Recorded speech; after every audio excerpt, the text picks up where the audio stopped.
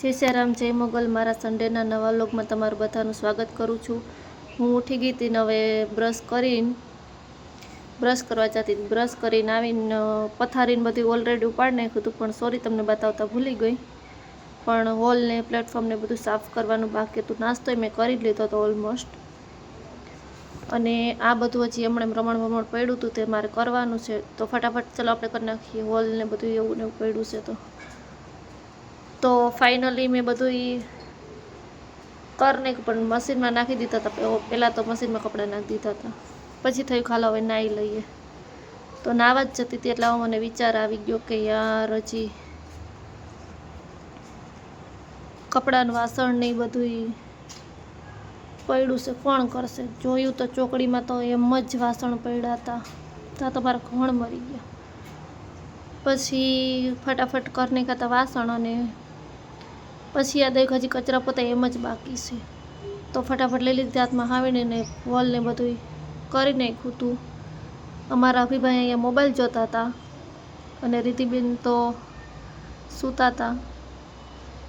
તો પછી મેં બધું કચરા પોતાને બધું એવું જ કરી નાખ્યું. પ્લેટફોર્મમાં એવું ને એવું ગંદુ પડ્યું હતું બધું. તો હોલને કિચનને બધું કરી નાખ્યું હતું. અને હવે વારી હતી પોતા કરવાની.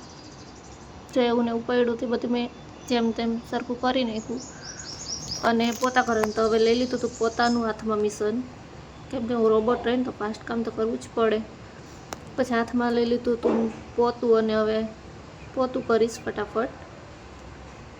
તો જો કિચનમાં ને હોલમાં કરીને પોતું પછી હું નાવા ગઈ ને નાહીને ફટાફટ આવી ગઈ. એટલામાં તો મશીને મારા કપડાં પણ ધોઈ દીધા હતા જોવો.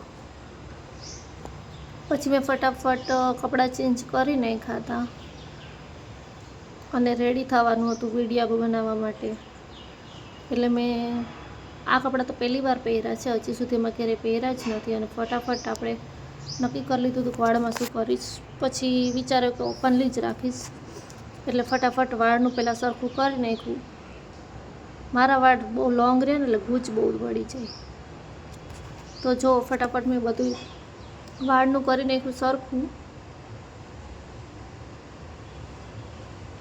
વાળો લઈને એટલે બધું થાકી પણ ગઈ. અને પછી મારે કરવાની હતી આંખમાં.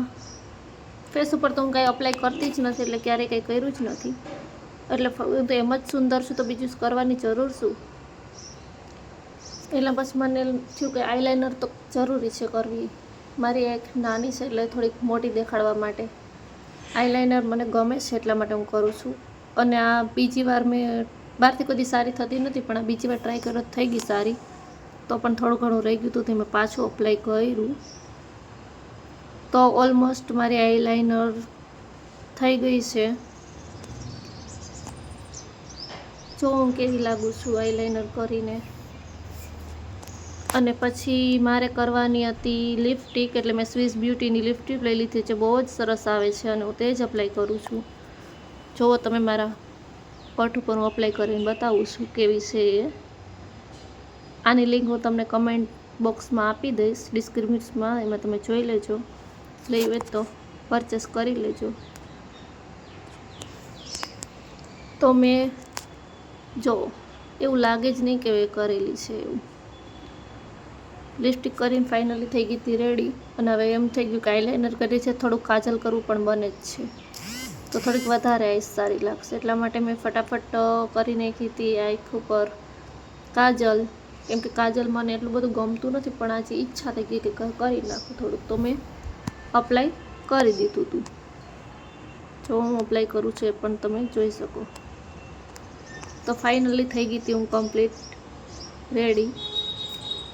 કેવી લાગુ છું જોઈ લ્યો.